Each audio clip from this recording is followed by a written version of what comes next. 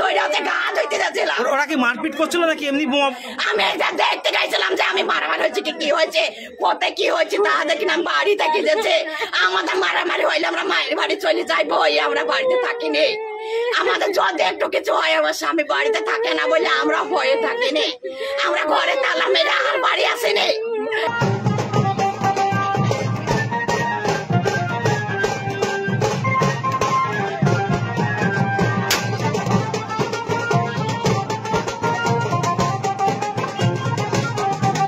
একদিকে জয়ের আনন্দ উল্লাস, আর একদিকে সদ্য সন্তান হারা মায়ের কান্না।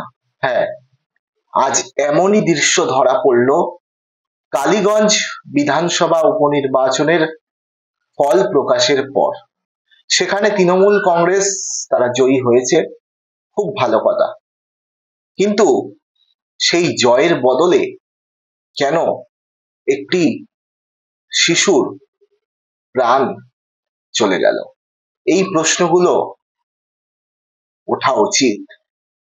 এইভাবে আর কত প্রাণ শুধুমাত্র ক্ষমতার বলে চলে যাবে? আপনারা দেখছেন N24 টিভি, সঙ্গে রয়েছে আমি সাজিদ। কালীগঞ্জ বিধানসভা উপনির্বাচন গত 19 জুন উপনির্বাচন হয়েছিল, আর ফল প্রকাশ হলো 23 জুন। সেই ফল প্রকাশে দেখা যায় যে তৃণমূল কংগ্রেসের প্রার্থী আলিফা আহমেদ তিনি ব্যাপক ব্যবধানে, অর্থাৎ প্রায় 50,000 ভোটের ব্যবধানে জয়লাভ করে, এবং সেই জয়লাভের পর তৃণমূল কংগ্রেস কর্মী সমর্থকদের মধ্যে স্বাভাবিকভাবেই উচ্ছ্বাস ধরা পড়ে।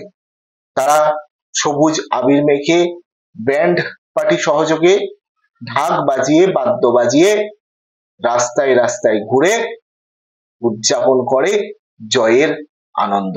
এইটুকু ঠিক ছিল, কিন্তু এই সেলিব্রেশনের মধ্যে এই জয়ের আনন্দ করতে করতে এতটাই আনন্দ হয়ে যাচ্ছে যে বোমা নিয়ে তারা উদযাপন করছে, আর সেই বোমার আঘাতে মৃত্যু হলো 4র্থ শ্রেণীর ছাত্রী, বয়স 12 কি 13 বছরের শিশু। আর এই ঘটনা প্রসঙ্গে রাজ্যের একমাত্র আইএসএফ বিধায়ক নওশাদ সিদ্দিকী তিনি ঠিক কি বলছেন শোনাবো আপনাদের। পশ্চিমবঙ্গে নির্বাচন হবে আর রক্তপাত হবে না, এটা কি তৃণমূল কংগ্রেস চায়? আজকে পশ্চিমবাংলা শুধু নয়, ভারতবর্ষের বিভিন্ন রাজ্যে উপনির্বাচনের রেজাল্ট হয়েছে। আমার এখনো পর্যন্ত কোনো খবর পাইনি ওখানে কোনো ঘটনা ঘটেছে, কিন্তু দুর্ভাগ্য আমাদের পশ্চিমবাংলায় একটা উপনির্বাচনে একটি ফুটফুটে ক্লাস 4-এর 9-10 বছরের বাচ্চা মেয়েকে খুন হতে হলো। অভিযোগ কি? যে তৃণমূলের ছোড়া বোমের আঘাতে ওই বাচ্চা মেয়েটির মৃত্যু হয়েছে। হ্যাঁ, আমি আবারও বলছি, পশ্চিমবঙ্গে নির্বাচন হবে আর পিছড়েবাগের মুসলমান খুন হবে না, পশ্চিমবঙ্গের নির্বাচন তো অসম্পূর্ণ থাকবে। মুসলমানদের শিক্ষাতে ক্রমশ পিছিয়ে রাখার কারণ এটাই তো, মারামারি করবে, হানাহানি করবে, মরবে, মারবে, জেল খাটবে, ধ্বংস হবে। এই জন্যই মুসলমানকে রেখেছে, ভোটার হিসাবেই রেখেছে, মারামারি করার জন্য লাঠিয়াল হিসাবে বানিয়ে রেখেছে, মানুষদেরকে করার চেষ্টা করছেন। আমরা যারা এর বিরুদ্ধে কথা বলি ওই জন্য আমাদেরকে দোষারোপ করা হয়। এই যে ঘটনা ঘটেছে, রাজ্য সরকারকে প্রকাশ্যে ক্ষমা চাওয়া দরকার। সাথে সাথে ওই যারা দুষ্কৃতী সমাজ বিরোধীদের দাপাদাপি যারা চলছে তাদেরকে ধরে ঘাড় ধরে জেলের মধ্যে রাখা দরকার। আমি ওই পরিবারকে সমবেদনা জানাই এবং গভীর উদ্বেগের সাথে বলছি, আমার পশ্চিমবাংলা কোন দিকে এগিয়ে যাচ্ছে। সামান্য একটা উপনির্বাচন, এখানেও যদি খুন হতে হয়, এখানেও যদি হিংসা হয়, তাহলে 2026-এর নির্বাচন কিভাবে হবে?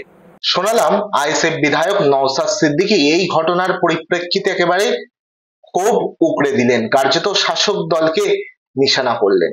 সত্যি কেন এমনটা হবে? নওশাদ সিদ্দিকী বললেন অন্য রাজ্যেও নির্বাচন হয়েছে, আজ 4টি কেন্দ্রে 4 রাজ্যে নির্বাচন হয়েছে, আপাতত এইরকম কোনো খবর সামনে আসেনি যেটা বাংলার ক্ষেত্রে হয়েছে। সত্যি মর্মান্তিক ঘটনা। এই জিনিসটা বাংলায় কেন এমন হবে? সামান্য একটা উপনির্বাচন, আর সেই উপনির্বাচনেই এইরকম ঘটনা।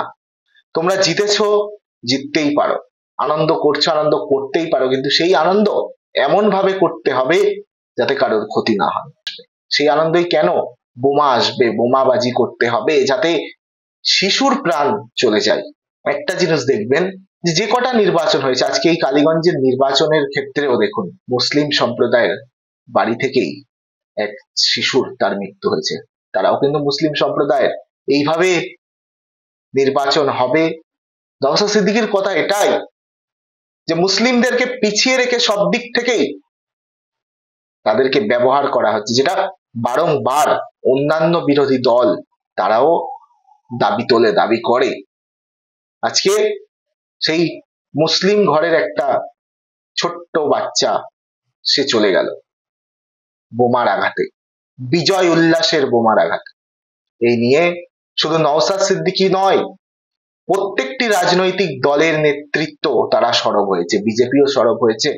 অবশ্য এই ঘটনা নিয়ে দুঃখ প্রকাশ করেছেন ওই কেন্দ্রের জয়ী তৃণমূল প্রার্থী আলিফা আহমেদ। তিনি কি বলছেন শোনাবো এবং তারপরে আজকের প্রতিবেদন সমাপ্ত করব। বড়চাঁদঘরের মোলান্দি গ্রামে একটা মর্মান্তিক দুর্ঘটনা ঘটে গেছে, যেখানে একটা নিষ্পাপ ফুটফুটে 11 বছরের মেয়েকে প্রাণ হারাতে হয়েছে। এই ঘটনায় আমি মানসিকভাবে ভীষণ বিপর্যস্ত, মর্মাহত এবং ক্ষুব্ধ। আমি প্রশাসনের সঙ্গে কথা বলেছি, তাদেরকে বার্তা দিয়েছি যে এই ঘটনায় যারা জড়িত দল মত বর্ণ নির্বিশেষে তাদের যেন কঠোরতম শাস্তি হয়, প্রশাসন যেন খুব তাড়াতাড়ি তাদের বিরুদ্ধে ব্যবস্থা নেয়। আমি নিজে একজন মা, একটা মায়ের কোল খালি হলে কেমন লাগতে পারে আমি সেটা বুঝি। এই ঘটনা আমি কোনোদিন কাম্য করিনি। আমি এই ঘটনার তীব্র নিন্দা জানাই এবং আমি ভীষণভাবে ক্ষুব্ধ। এই পরিবারকে সমবেদনা জানানোর আমার কাছে কোনো ভাষা নেই। আমার দ্বারা যতটা সম্ভব হবে আমি এই পরিবারের পাশে থাকব এবং আমার এটা দায়িত্ব যেন ভবিষ্যতে এই ধরনের বোমাবাজির ঘটনায় কোনো ছোট্ট শিশুকে প্রাণ না হারাতে হয়। আলিফা আহমেদ তিনি কি বললেন আপনারা শুনলেন। তিনি শোক জ্ঞাপন করলেন, দুঃখ প্রকাশ করলেন। তিনি সঠিক তদন্ত হবে এটা আশ্বাস দিলেন। কিন্তু শোক প্রকাশ মুখ্যমন্ত্রী মমতা বন্দ্যোপাধ্যায় দেখলাম সোশ্যাল মিডিয়ায় এক্স হ্যান্ডেলে করেছেন।